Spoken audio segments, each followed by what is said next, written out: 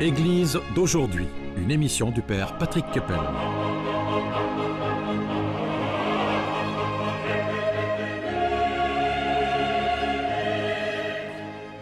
Bonjour, montre-moi ton visage. C'est le titre d'un livre publié aux éditions du Cerf et qui a pour auteur Véronique Lévy, qui est artiste, qui est écrivain, licencié en lettres modernes, journaliste. Parlez-nous peut-être de choses qui n'ont rien à voir avec notre discussion. Vous avez créé des bijoux, et puis vous avez fait du théâtre. C'est deux choses dont je voudrais que vous nous parliez en 30 secondes. Bah écoutez, voilà, oui, j'ai fait du théâtre parce que j'avais déjà besoin d'incarnation, on va dire. Oui. Et c'est vrai qu'au cours de théâtre, le professeur m'avait donné m'avait donné à jouer des personnages de Claudel, donc Violaine dans l'annonce faite à Marie, et Marthe Marie dans l'échange. Et déjà, en fait, sur scène, en fait, à un moment, on avait travaillé sur une mise en scène avec mon partenaire et je lui ouvre les bras en croix. Et là, il y a eu comme une faille et je me suis mise à pleurer sans savoir pourquoi. Donc, je dirais que ça fait aussi partie de ce que j'appelle les petits cailloux blancs que le Seigneur a mis sur mon chemin. C'est-à-dire que le travail du théâtre, j'étais attirée, enfin, c'est même pas que j'étais attirée, on me donnait des personnages. On m'avait même donné dans l'Alouette de Anouilh le personnage de Jeanne d'Arc. Et je me demandais, mais pourquoi moi? C'est quand même incroyable. Et puis, les bijoux, c'est vrai que c'était un travail avec la lumière. C'était des éclats de lumière, comme des prismes d'un puzzle éclaté de lumière. Oui. Et c'était après la mort de mon père. Et du coup, ce travail de tissage avec des perles de verre et des toutes petites perles de rocaille, c'était déjà comme une prière, puisque ça rappelait ce geste du chapelet. En fait, j'enfilais les perles une à une, mais c'était un peu vraiment comme un tissage. Et c'est vrai que c'était un travail comme si j'égrenais des mots. Et d'ailleurs, j'avais écrit un premier livre, qui s'appelait Violette, ma neige et ma nuit, qui restait assez confidentiel et qui était des textes où je parlais à mon père. Alors, montre-moi ton visage. Donc, c'est le récit, on peut dire, d'une aventure, et quelle aventure spirituelle, et qui a pour nom d'ailleurs conversion. Alors, non seulement il est bien difficile de définir d'abord ce que c'est qu'une conversion, vous êtes bien d'accord, mais encore plus d'en exprimer les multiples appels que ça nécessite, qu'il en résulte. Alors, la conversion est un phénomène complexe puisque on passe d'un univers à l'autre. Donc, ça a été un peu votre cas. Oui, enfin, Éric de Molin-Beaufort en parle dans sa préface, puisqu'il parle de retournement. C'est un peu le retournement de Marie-Madeleine au Jardin du Tombeau à la résurrection. Mais cette conversion, elle s'est pas opérée d'un seul coup. En fait, ce que je raconte dans le livre, c'est que toute petite fille, déjà sur une plage près d'Antibes, une toute petite fille de mon âge m'emmène dans un lieu désert et me dit: si tu crois pas en Jésus-Christ, tu seras emporté par les robots. Mais en fait, ce livre, c'est vraiment une action de grâce. C'est-à-dire, c'est aussi faire mémoire de tous les moments où le Seigneur est venu me rencontrer. Et j'ai suivi le fil rouge, le chemin. Alors, c'est le fil rouge des épreuves, les cailloux blancs des grâces. Et il y a trois dimensions, enfin, trois tissages, encore une fois, dans le récit. Il y a la parole de Dieu qui ouvre chaque chapitre. Il y a le récit narratif qui est vraiment, qui s'est transformé vraiment en action de grâce. Et puis il y a le dialogue avec le Christ que j'ai écrit devant le Saint-Sacrement. Et j'ai vraiment... Le dialogue à deux voix. À deux voix, voilà. Et en fait, j'aimerais aussi dire aux gens parce qu'en fait, le Christ, il est venu me rejoindre à travers des songes, à travers des rencontres. Il y a eu notamment ce songe fondateur où je suis encerclée dans un cercle, recouverte d'un voile noir. Les hommes me balancent l'un à l'autre comme une poupée ou comme un jouet. Je m'arrache à ce cercle, je cours, je me trouve face à une cathédrale. Les portes s'ouvrent, je m'engouffre à l'intérieur et là j'entends les battements d'un cœur qui résonne. et qui secoue toute la cathédrale et qui secoue même mon corps. Et je vois le Christ en croix, gigantesque. Ses bras se décrochent de la croix, se mettent face à moi et il me dit que ton cœur de pierre devienne un cœur de chair. Et là, ses deux mains transpercées sortent deux lames, deux épées qui me transpercent le cœur. Or, je n'avais jamais lu cette phrase d'Ézéchiel que j'ai découvert au catéchuménat. C'était déjà une annonce du baptême et de la conversion. Et voilà, et tout ça, je le raconte dans le livre. Et les dialogues avec le Christ, c'est important pour moi parce que c'est aussi de dire aux gens qu'ils peuvent oser parler au Seigneur, s'adresser directement à lui. Parce que moi-même, quand j'étais adolescente, parce que cette petite fille toute petite m'a parlé de Jésus, m'a appris les prières, je rentrais de temps en temps dans des églises, mais à l'adolescence, je me suis complètement éloignée, j'ai eu une vie totalement décousue, et puis juste après la conversion aussi. Et en fait, dans les moments de détresse, je disais dans mon cœur, Jésus, Jésus, Jésus. Je criais vers lui et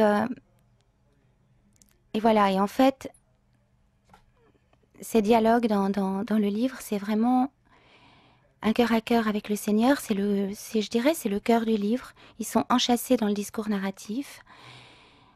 Et voilà, de dérive en dérive, je suis arrivée jusqu'à lui, dans cette église Saint-Gervais, en fait. On va parler de Saint-Gervais, bien entendu. Un mot sur les songes, puisque plusieurs fois ça apparaît dans votre livre, c'est important. Oui, très important.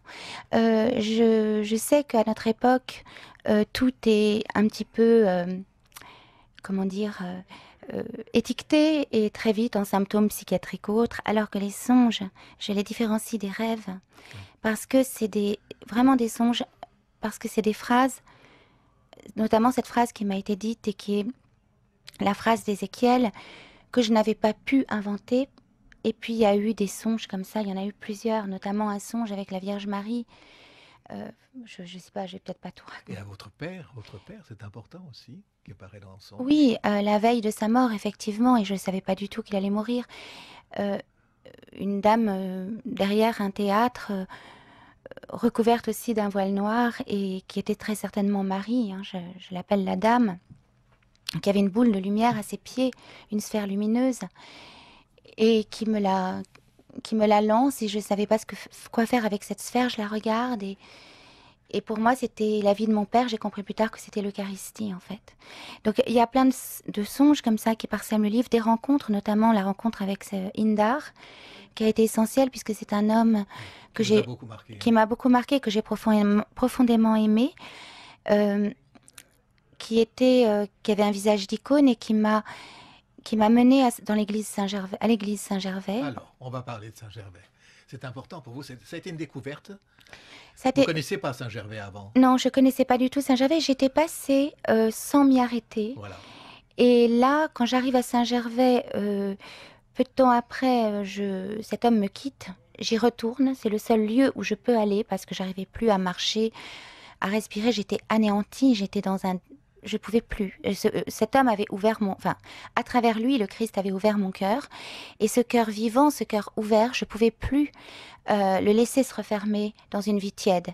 Et donc, le seul lieu pour moi où ce cœur pouvait rester ouvert et vivant, c'était dans le cœur du Christ. Alors, Véronique Lévy, il faut préciser pour ceux qui nous écoutent que Saint-Gervais, c'est une église qui se trouve au cœur de l'hôtel de ville, qui est affectée à une communauté monastique qui s'appelle la Fraternité de Jérusalem. Monastique de Jérusalem. Et ils sont donc moines et moniales, rassemblés pour la prière plusieurs fois par jour. Et ce sont des moines, ce qu'on appelle des moines dans la ville, c'est-à-dire qu'ils ont aussi une profession, oui. etc. Bon. Et c'est très important parce qu'ils sont écartelés entre une vie de contemplatif et cette vie active.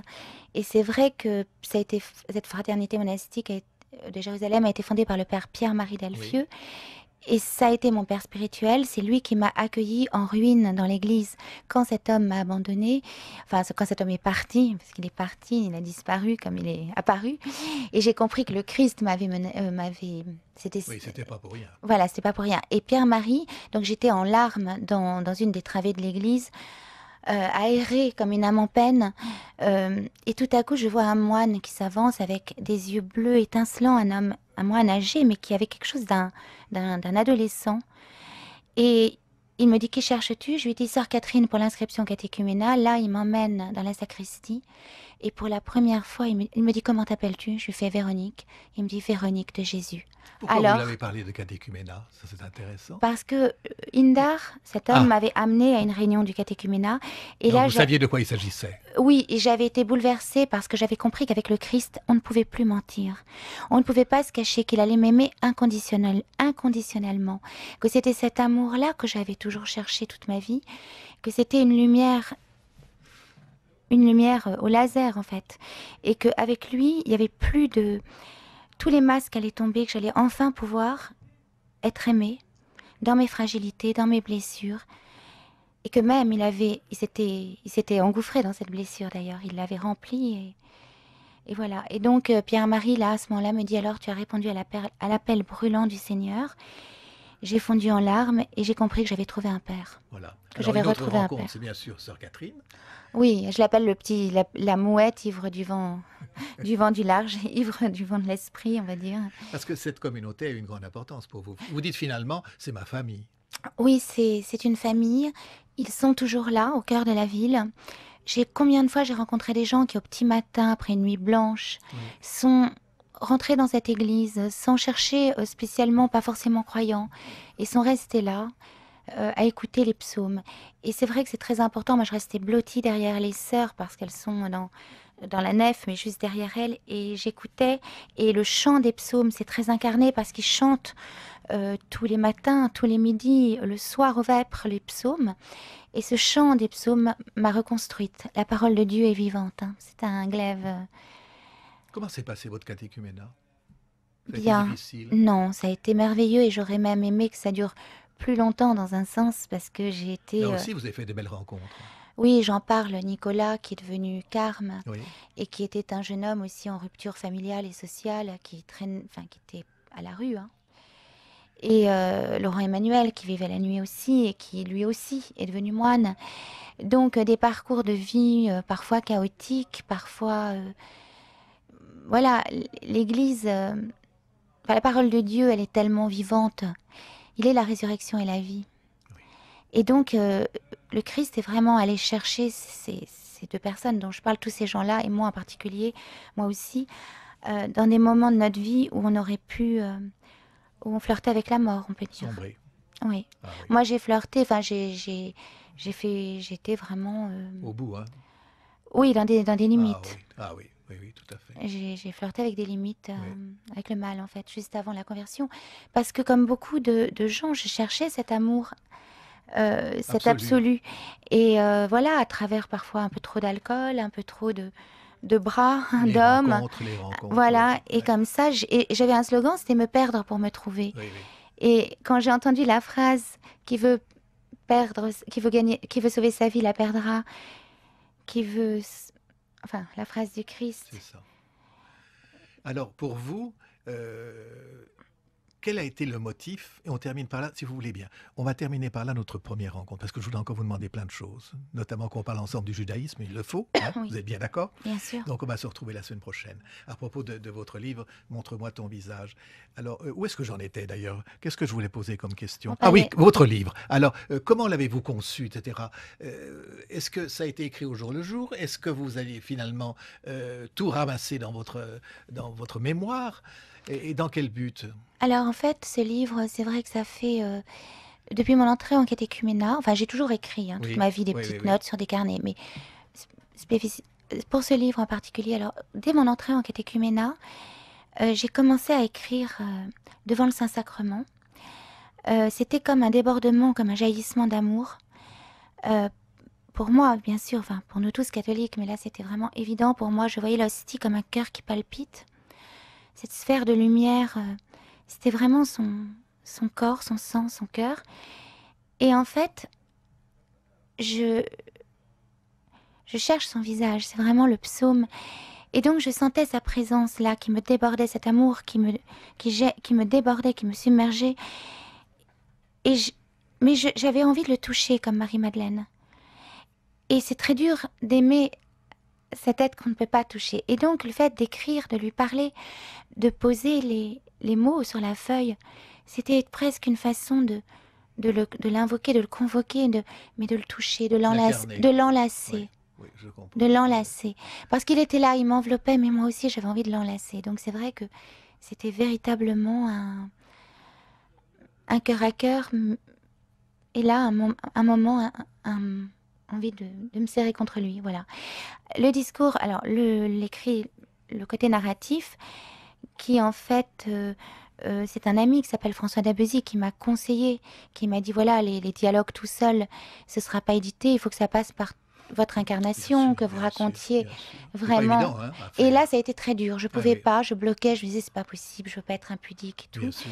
Et puis c'était une épreuve parce qu'il a fallu que je raconte les deuils, Oui, oui, oui, oui. le deuil de ma mère, le deuil de mon père, etc. Mais j'ai compris un jour, j'ai entendu Jésus qui me disait parler de toi, c'est parler de moi. Tu parles pas de toi, tu parles de moi. Et les yeux fixés sur lui, j'ai commencé à écrire. Il était le cœur, la cible. Et en fait, voilà, c'est vraiment le psaume qui regarde vers lui resplendira sans ombre ni honte au visage. J'ai osé parler sans honte de ce livre pour parler de lui. Parce que le propos du livre, c'est lui. Et comment Merci. il peut te sauver. Merci beaucoup. Merci Véronique Lévy. Donc, pour cette première émission que nous avons consacrée à votre livre paru aux éditions du Cerf et qui a pour titre « Montre-moi ton visage ». Donc, on va se retrouver la semaine prochaine pour poursuivre notre conversation. À vous et à tous, bon dimanche. Merci beaucoup, merci.